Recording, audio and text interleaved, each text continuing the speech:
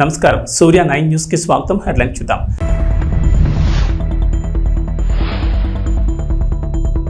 Private విద్యా సంస్థల అభ్యున్నతికి తోడ్పడతా ఎమ్మెల్యే అభ్యర్థి రాచమల్లు శివప్రసాద్ రెడ్డి.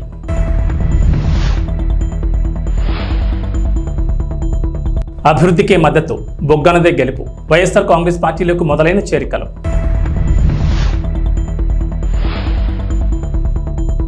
మండు వేసవిలో ఉచిత మంచినీటి కేంద్రాలు ఏర్పాటు కార్యక్రమం చాలా గొప్పది. ఎమ్మెల్యే గోపిరెడ్డి శ్రీనివాసరెడ్డి. ఉండి మండలం కలిసిపూడిలో కలవపూడి శివ ఎన్నికల ప్రచారం నిర్వహించారు. ఈ సందర్భంగా గతంలో తాను 2 సార్లు ఎమ్మెల్యేగా పనిచేసిన కాలంలో చేసిన అభివృద్ధి సంక్షేమ ఫలాలను చూసి ప్రజల మధ్యలో చిరస్థాయిగా ఉన్నారని, ఇప్పుడు కూడా అవే నన్ను గెలిపిస్తాయని కలవపూడి శివ అన్నారు.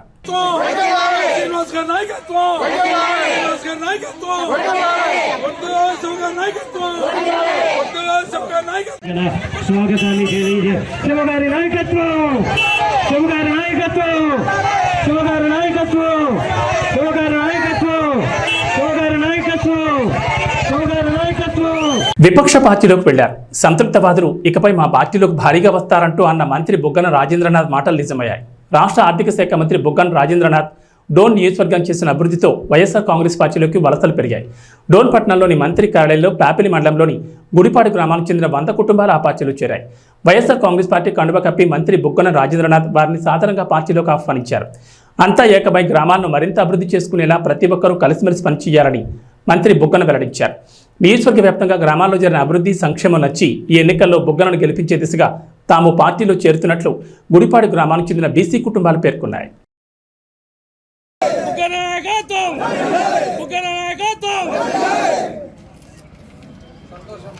దాదాపు ఈ భాగం జలదుర్గం వరకు వస్తాయి, ఈ భాగం చిన్నమంతా ప్రజలకు వస్తాయి.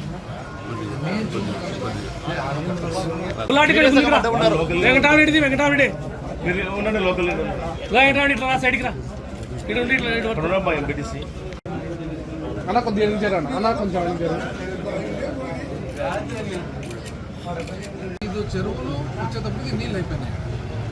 యాభై పెద్ద పొదుల్లో 1, యాపిల్లో 2, గుడిపాడు అండ్ ఆడ సండపల్లి. రాష్ట్ర ముఖ్యమంత్రి వైఎస్ జగన్మోహన్ రెడ్డి మహిళలకు అన్ని రంగాల్లో పెద్దపీట వేశారని కర్నూలు జిల్లా వైఎస్ఆర్ కాంగ్రెస్ పార్టీ అధ్యక్షురాలు సత్యనారాయణ అన్నారు.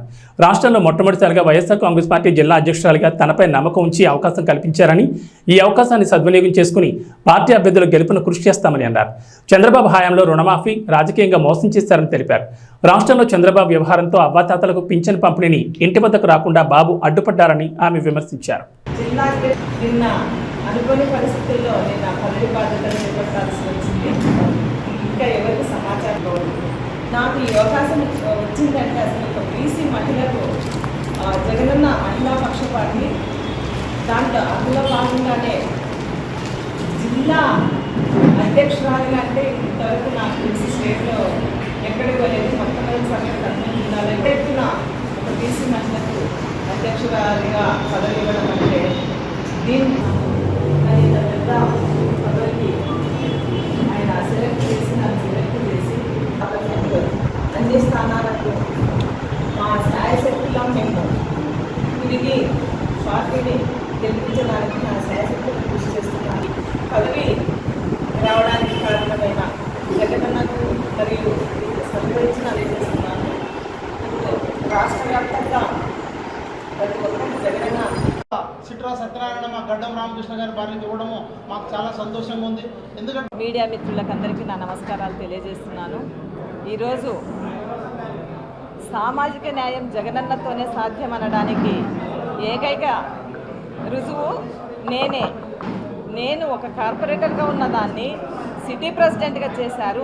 అది ఒక బీసీ మహిళను సిటీ ప్రెసిడెంట్గా చేయడం, తర్వాత మేయర్గా అనౌన్స్ చేసిన తర్వాత కొన్ని టెక్నికల్ ప్రాబ్లమ్స్ ఉన్నందువల్ల అది ఆఫ్టర్ ఎలక్షన్స్ అని చెప్పినారు.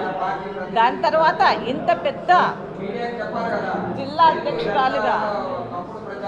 జిల్లా అధ్యక్షురాలుగా స్టేట్లోనే ఎక్కడ లేని విధంగా, ఏ పార్టీ కూడా ఇవ్వలేని విధంగా నన్ను జగనన్న నాకు ఒక కురువ బీసీ మహిళకు ఇంత పెద్ద పదవి ఇవ్వడం అంటే, నన్ను నమ్మి ఇంత పెద్ద పదవి ఇవ్వడం అంటే దేశంలోనే ఎక్కడా జరిగి ఉండదు. ఒక మహిళకు అనేది దీని ద్వారా నేను వారికి కృతజ్ఞతలు తెలియజేస్తున్నాను.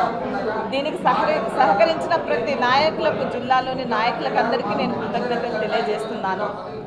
జగనన్న దేశంలోనే ఏ నాయకుడు చేయలేని విధంగా సంక్షేమాభివృద్ధి పాలన కొనసాగిస్తున్నారు. ఆయన దాదాపు నవరత్నాల్లో భాగంగా సంక్షేమ పథకాలు దాదాపు 99% పథకాలన్నీ ఇవ్వడం జరిగింది.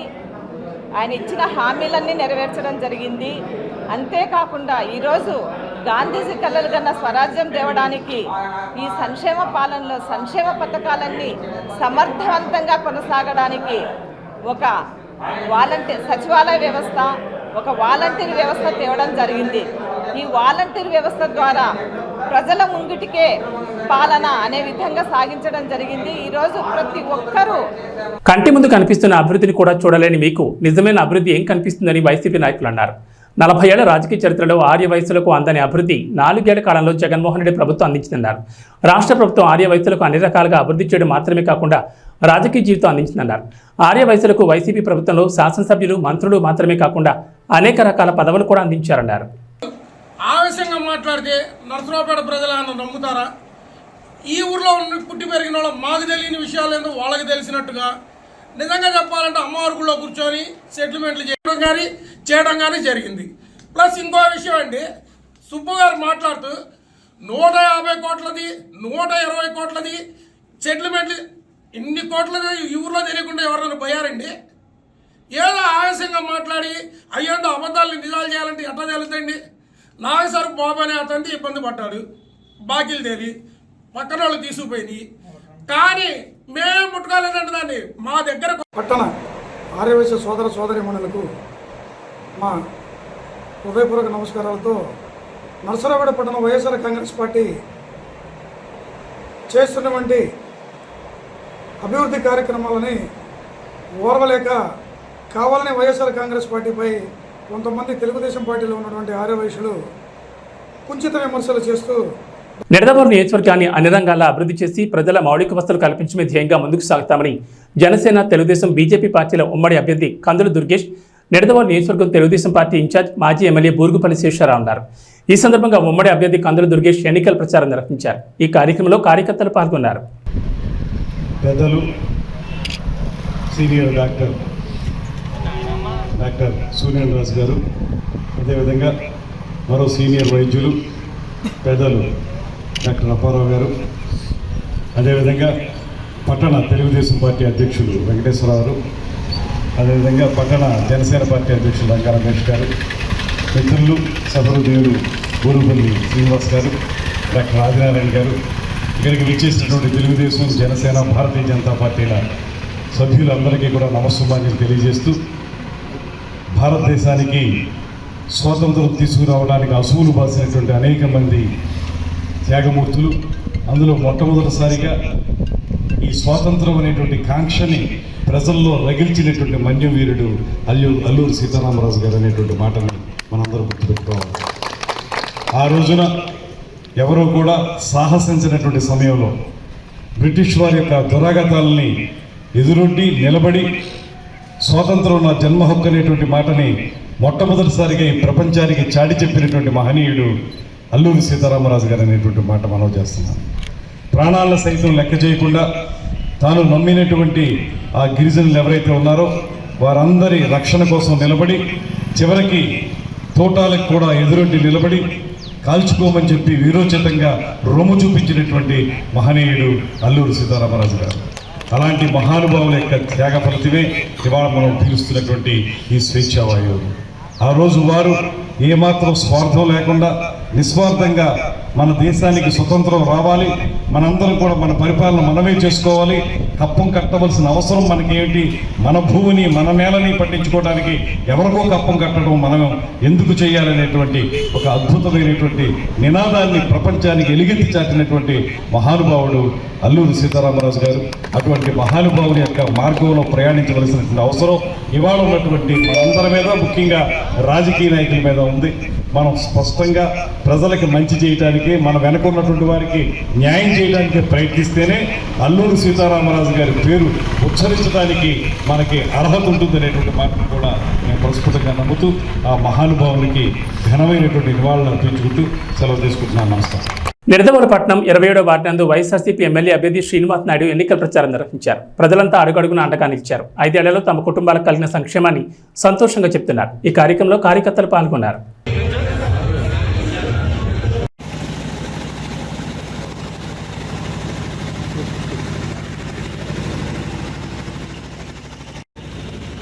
మంచోడు చేసేవాడు మన పట్ల నాసిపోతాయమ్మా. ఉడికేగానే కనపడతాడు, కానీ చేసే వ్యక్తి చేసిన వాడిని చేయని వాడిని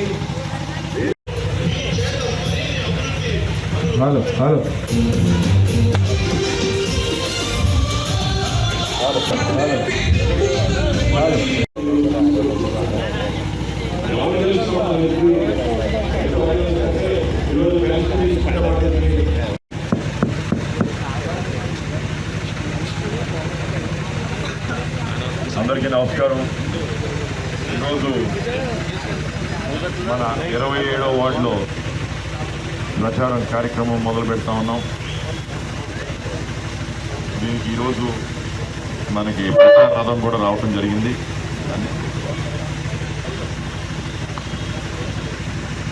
అనంతసాగరంలో జరిగిన తెలుగుదేశం పార్టీ ప్రజాగాళం సభలో మాజీ మంత్రి ఆనం రామనారాయణ రెడ్డి, ఉదయగిరి ఎమ్మెల్యే మేకపాటి చంద్రశేఖర్ రెడ్డి, మాజీ ఎమ్మెల్యే కొమ్మి లక్ష్మీనాయుడు, మాజీ ఎమ్మెల్యే విజయరామరెడ్డి, తెలుగుదేశం, జనసేన, భారతీయ జనతా పార్టీ నాయకులు, కార్యకర్తలు, అభిమానులు, ప్రజలు పాల్గొన్నారు.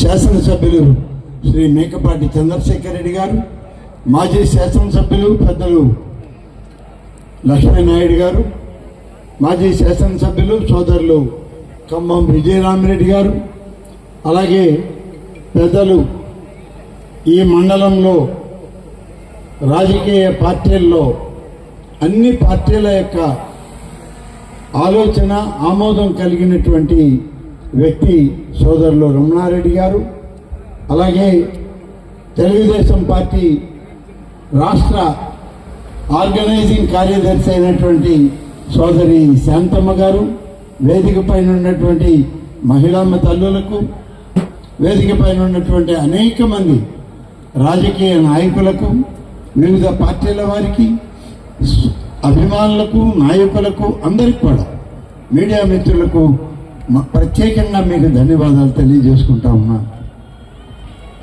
ఇవాళ పెద్దలు చాలామంది చాలా విషయాలు మాట్లాడారు. భారతదేశంలో జరుగుతున్నటువంటి ఈ సంగ్రామంలో, మరి ముఖ్యంగా ఆంధ్రప్రదేశ్లో ఈ రాష్ట్రంలో జరుగుతున్నటువంటి ఎన్నికల సంగ్రామంలో మనమందరం కలిసిమెలిసి నడవాలి అని చెప్పి చేసేటువంటి ఒక ప్రయత్నం. దీనికి పెద్దలు నరేంద్ర మోడీ గారు భారతీయ జనతా పార్టీ నుంచి, జనసేన నుంచి శ్రీ పవన్ కళ్యాణ్ గారు, తెలుగుదేశం పార్టీ జాతీయ అధ్యక్షులుగా శ్రీ నారా చంద్రబాబు నాయుడు గారు ఒక సంఘటిత శక్తిగా ఈ రాష్ట్రంలో మనం దీన్ని వృద్ధి చేయాలి, అభివృద్ధి వైపు నడిపించాలి అని చెప్పి చేసేటువంటి ఒక ప్రయత్నంలో ఉమ్మడి కూటమి నియోజకవర్గ తెలుగుదేశం పార్టీ అభ్యర్థి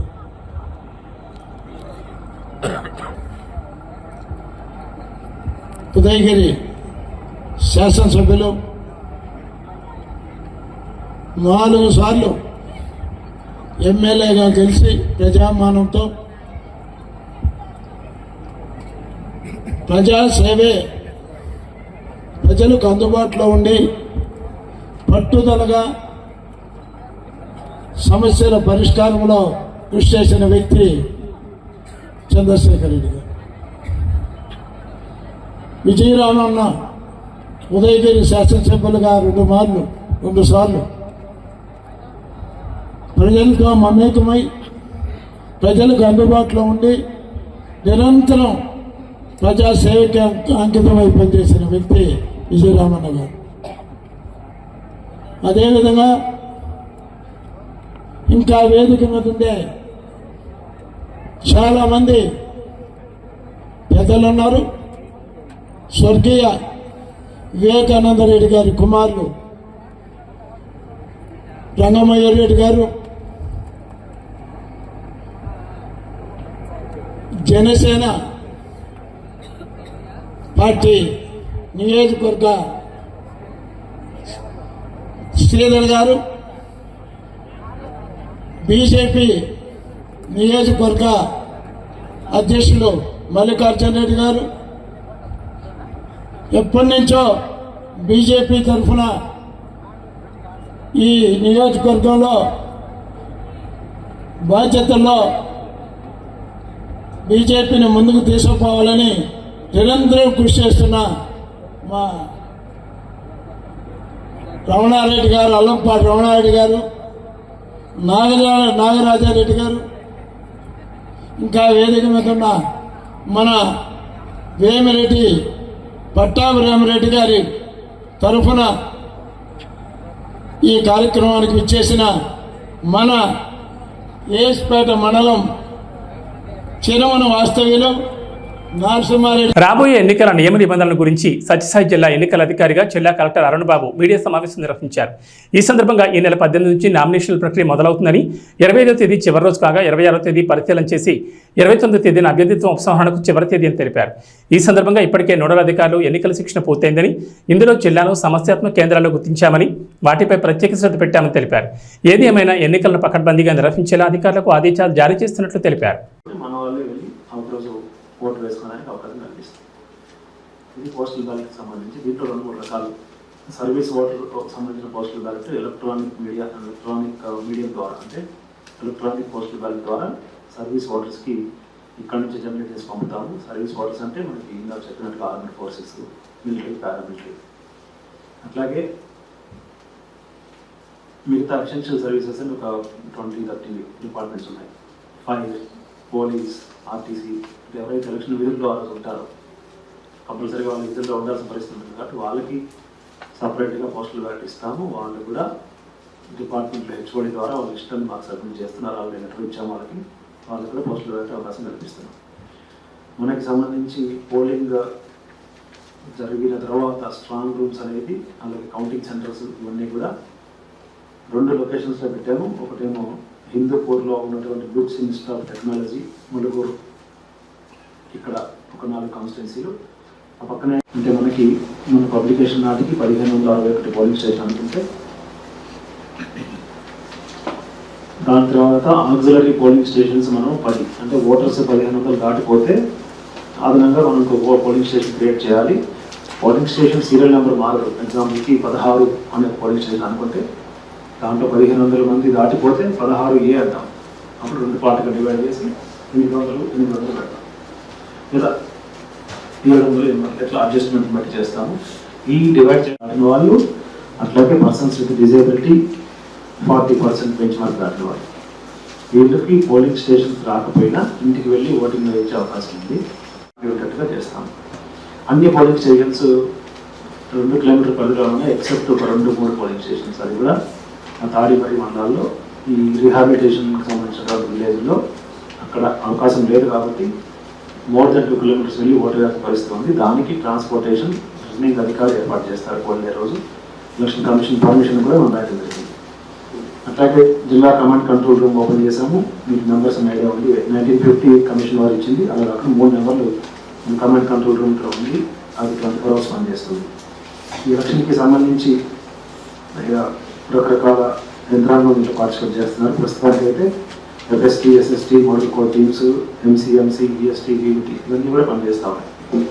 సో ఇవన్నీ కూడా ఎక్కడైనా మనకి సమాచారం ఉన్నప్పుడు ఫ్లయింగ్ స్క్వాడ్ వెళ్ళి అక్కడ ఏమైనా సీజర్స్ లాంటివి చేయడం, లేదా స్టాటిక్గా ఉన్నటువంటి చెక్ పోస్టులు మనకి 15 ఉన్నాయి. అక్కడ కంటిన్యూస్గా round the clock police, all departments కలిసి పనిచేస్తాయి. ఈ 15 పోలింగ్ లొకేషన్స్లో కూడా 24 hours వెబ్ కాస్టింగ్ జరుగుతుంది. ఆ లైవ్ ఫీడ్ మనకు వస్తుంది, ఎలక్షన్ కమిషన్ కూడా వెళ్తుంది. అట్లా ప్రతి చోట మోడల్ పోలింగ్ స్టేషన్స్ మనం అరేంజ్ చేస్తున్నాము. వాటిలో ప్రత్యేకంగా మహిళలకి ప్రతి కాన్స్టిట్యున్సీలో ఒక పోలింగ్ స్టేషన్ పెడతాము, ప్రత్యేకంగా యూత్కి పెడతాము, ప్రత్యేకంగా పీడబ్ల్యూడీకి కూడా మనం పోలింగ్ స్టేషన్ పెట్టడానికి అవకాశం ఉంది. అట్లా ప్రతి మండలంలో మోడల్ పోలింగ్ స్టేషన్ పెడతాం. సో మహిళలకి, యూత్కి, పర్సన్స్ విత్ డిజేబిలిటీకి ఉన్నవారికి, మహిళలకి మనం సపరేట్గా పోలింగ్ స్టేషన్స్ పెట్టడానికి ఎలక్షన్ కమిషన్ పర్మిషన్ ఇచ్చింది. సో కాన్స్టిట్యున్సీకి ఒకటి చొప్పున మనం ఇలాంటివి పెడుతూ ఉంటాం. అట్లాగే మనకి సి విజిల్లో ఒక యాప్ ఉంది. సి విజిల్లో వచ్చినటువంటి కంప్లైంట్స్ని ఎప్పటికప్పుడు పరిష్కరిస్తూ ఉన్నాము. ఎవరైనా కూడా ఎవరు ఏ సిటిజన్ అయినా కూడా ఎప్పుడైనా మోడల్ కోడ్ వైలేషన్ అంటే వీడియో తీసి ఆ యాప్లో మనం అప్లోడ్ చేసేవచ్చు. అప్లోడ్ చేస్తే దానికి మనకి డిస్పోజల్ టైం 100 minutes, 100 నిమిషాల్లో దానికి మనం చర్య తీసుకొని అప్లోడ్ చేయాలి. సో ఈ యావరేజ్ టైం మనకి మన జిల్లాలో 30 to 40 minutesలో ఇవన్నీ డిస్పోజ్ చేస్తూనే ఉంటాం. సో ఒక ఆయన వెళ్తా ఉంటాడు, అక్కడ జెండా ఉంది ఇంకా పేర్లేదు, సిఈసీలో పెడతాడు, వెంటనే అది పాపం అవుతుంది, మనకి వెళ్తుంది, అలా కంపెనీకి సంబంధించిన ఆర్ఓకి వెళ్తుంది, వెంటనే జెండా తీసేది 30-40 minutesలో మళ్ళీ దాన్ని అప్డేట్ చేస్తాం. ఇలాంటి కంప్లైంట్స్ ఎవరైనా ఇంకేదైనా ఫ్రీ పీస్ లాంటివి చేస్తామంటే పంచుతున్నారు, ఏదో లేదా ఓటర్ ఇన్ఫ్లుయెన్స్ చేసి పని చేస్తున్నారు, అలాంటివి కూడా దీంట్లో వస్తూ ఉంటాయి. సో దీని మీద మనం పబ్లిక్ అవగాహన క్రియేట్ చేయాల్సి ఉంది. అట్లాగే సి విజిల్ ఇప్పటివరకు వచ్చిన కంప్లైంట్స్ అన్ని కూడా మనం డిస్పోజ్ చేసాం, విత్ ఇన్ టైం చేయడం జరిగింది. సమస్యాత్మక పోలింగ్ కేంద్రాలు ఎన్నైతే ఉన్నాయో 923 అని మనం ఐడెంటిఫై చేసాం. ఇవన్నీ కూడా గత ఎలక్షన్ దృష్టిలో పెట్టుకొని జిల్లా మొత్తం సమస్యాత్మక పోలింగ్ కేంద్రాలు 299 ఐడెంటిఫై చేశాము. బట్ 923 ప్లేసెస్లో వెబ్కాస్టింగ్ పెడుతున్నాం. అంటే సమస్యాత్మక అంటే క్రిటికల్ పోలింగ్ స్టేషన్స్. గతంలో పోల్ వైలెన్స్ జరిగి ఉండొచ్చు, మనకి తలుపులలో ఒక ఇన్సిడెంట్ జరిగింది లాస్ట్ టైం, అట్లా జరిగి ఉండొచ్చు. లేదా ఒక చోటనే 90% పోలింగ్ అయి ఉంటుంది, దాంట్లో ఒక క్యాండిడేట్కే మోర్ దెన్ 70-80% పోలింగ్ అయి ఉంటుంది. లేదా ఒక పోలింగ్ స్టేషన్లో అసలు పోలింగ్ శాతం 10% జరిగి ఉంటుంది. ఇవన్నీ ఇలాంటి డేటా తీసుకొని గతంలో జరిగిన ఇన్సిడెంట్స్ దృష్టిలో పెట్టుకొని ఒక 299 పోలింగ్ స్టేషన్స్ క్రిటికల్గా అనుకొని ఫైనల్ చేసాం. పోలీస్ అండ్ రిటర్నింగ్ ఆఫీసర్ కలిసి ఫైనల్గా నేను ఎస్పీ గారు డిస్కస్ చేసి ఫైనల్ చేశాం. అండ్ 923 స్టేషన్స్లో మనం వెబ్కాస్టింగ్ చేస్తున్నాం. అంటే ఎలక్షన్ కమిషన్ అక్కడ వెబ్ కెమెరాలు పెడతారు, 2 పెడతారు, పోలింగ్ స్టేషన్లో ఒకటి, బయట ఒకటి. ఇవన్నీ కూడా పోలింగ్ డే రోజు కంప్లీట్గా ఎలక్షన్ కమిషన్ వారు చూస్తూనే ఉంటారు, ఈ డిస్ట్రిక్ట్ హెడ్ క్వార్టర్లో మనం కూడా చూస్తూనే ఉంటాం. మడకశిర పట్టణ పరిధిలో ఉన్న వడ్రపాళ్యంలో ఆటో ఈచర్ వాహనం ఢీకొని ఆటోలో ప్రయాణిస్తున్న కళ్ళుమరి గ్రామానికి చెందిన కొంతమంది ప్రమాదంలో గాయపడి మడకశిర ప్రభుత్వ ఆసుపత్రిలో చికిత్స పొందుతున్నారు. జై భారత్ పార్టీ ఈ విషయం తెలుసుకుని ప్రభుత్వ ఆసుపత్రికి వెళ్లి పరామర్శించి ప్రస్తుత వాళ్ళ ఆరోగ్య పరిస్థితిని క్షుణ్ణంగా తెలుసుకుని వైద్యులు సకాలంలో మెరుగైన చికిత్స అందించాలని కోరారు. ఈ కార్యక్రమంలో పలువురు పాల్గొన్నారు.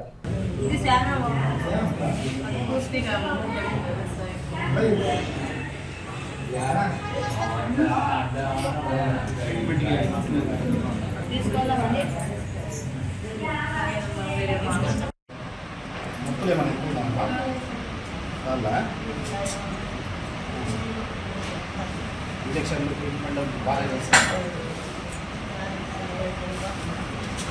తగ్గిందా ఏమన్నా? తగ్గుతా ఉందా? జ్వరం ఏమన్నా వస్తుందా? ఏం లేదా?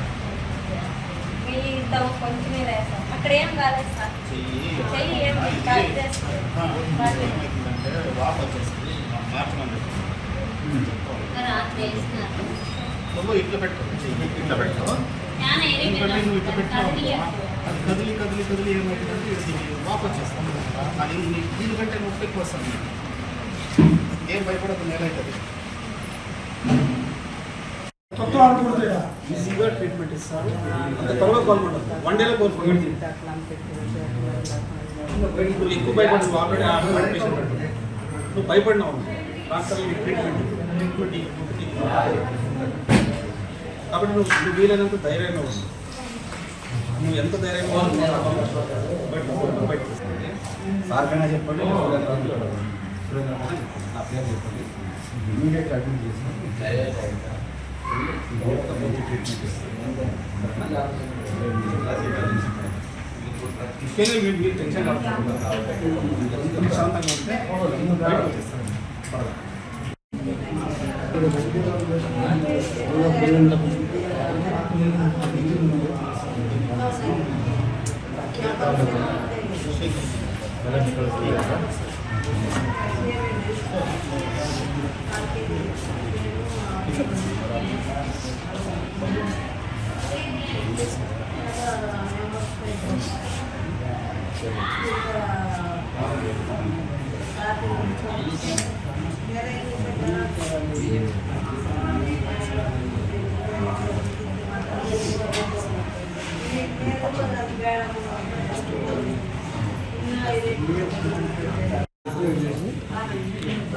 రాత్రి తెల్లారి తెల్లారి